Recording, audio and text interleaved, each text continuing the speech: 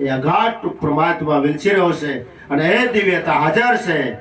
માટે આવી જે તક મળી છે, આવું જે ટાણું મળ્યું છે, એ તકને વધાવી લેવાની જરૂર છે. આવેલો અવસરને વધાવી લેવાની જરૂર છે. માટે આ સમયમાં સાસા સંતનું બાવડું પકડી અને કરવા જેવું હોય તો સેવા અને ખાવા જેવું હોય તો ગામ.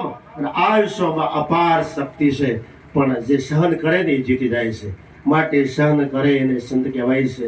એથી આગળ સંતોએ કીધું છે કે શાંતિ પમાડે એને સંત કહે, એના દાસના દાસ થઈને રહીએ. જેના સાનિધ્યમાં જવી એનો ઉત્પાદ થતો હોય, આદિ વ્યાધિ ઉપાધિ થતી હોય, તો એના સંગમાં જવાનું શું કારણ? માટે એવાના સંગમાં જાય કે આપણી આદિ વ્યાધિ ઉપાધિ મટાડી દે. માટે આપણને અજ્ઞાનતાના લીધે આપણે એમ થાય કે અમે મુક્ત છીએ, અમે સ્વતંત્ર છીએ. પણ જરા તમે તમારા આત્માને પૂછો કે તમે મુક્ત છો? પૂરી આઝાદી ભોગવવી હોય તો જરા વિચાર કરો કે આજે જે પરિવારમાં દારૂ પ્રવેશ કરે એનું જીવન બરબાદ થતું હોય, કુટુંબ બરબાદ થાય. જેના પરિવારમાં જુગાર પ્રવેશ કરે એનું કુટુંબ બરબાદ થાય, પરિવાર બરબાદ થાય. માટે આ જીવનમાં માંસાહાર ન આવે, ચોરી ન આવે, વ્યભિચાર ન આવે, એ ખ્યાલ રાખવાની જરૂર. પાયામાં આ સમજણ કહેવાની જરૂર છે. જ્ઞાન તો થવું હોય તો થાય, પણ આ જીવનમાંથી જે દારૂ મૂકી દે, જે જુગાર મૂકે, જે વ્યભિચાર મૂકે, જે માંસાહાર મૂકે, જે ચોરી મૂકે, એ આજના આધુનિક યુગના દેવ છે. માટે વ્યભિચાર માટે તો કહેવાયું છે કે બેની બેટી છે જેવી આપણી એવી આખા વિશ્વની ગણાય. હરેક એને નિર્મળ નયને નિરખાય.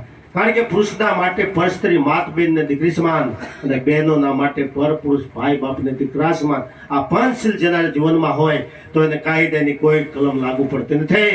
માટે આ જીવન આઝાદ કરવું હોય, આ જીવનનું સાર્થકપણું કહેવું હોય તો આ જીવનમાંથી દારૂ જુગારને મૂકવાની જરૂર છે.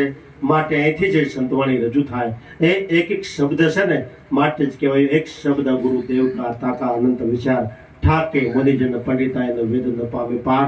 વેદમાં રહેલું એક એક શબ્દમાં જ્ઞાન છે, ગીતામાં એક એક શબ્દમાં જ્ઞાન છે. પણ જેમ લાકડામાં અગ્નિ છે, 1000 મંત્ર બોલો તો એ અગ્નિ પ્રગટ ન થાય, પણ પ્રગટ અગ્નિ બળે તો તરત અગ્નિ પ્રગટ થાય. એમ કોઈ આવા સંત પુરુષ પ્રગટ મળી જાય તો જીવનનો ઉદ્ધાર થઈ જાય. માટે ઉઠ જાગ મુસાફિર ભર ભયા, હમણાં આ જીવન પૂરું થઈ જશે. માટે ઉઠો, જાગો અને ધ્યેય પ્રાપ્ત સુધી મળ્યારો. આ જીવનમાં જાગવાની જરૂર છે, મોહ નિંદ્રા ત્યાગવાની જરૂર છે, અને સ્વરૂપમાં સ્થિર થવાની જરૂર. અને એ સ્વરૂપ અરૂપી આત્મા હાજર છે. કોના માટે હાજર છે? જેણે દેખવાની આંખ મળ્યો એના માટે હાજર છે. માટે એ બિરાજમાન એવા દિવ્ય આત્માને મારા કોટી કોટી વંદન. બોલો સદગુરુ મહારાજ.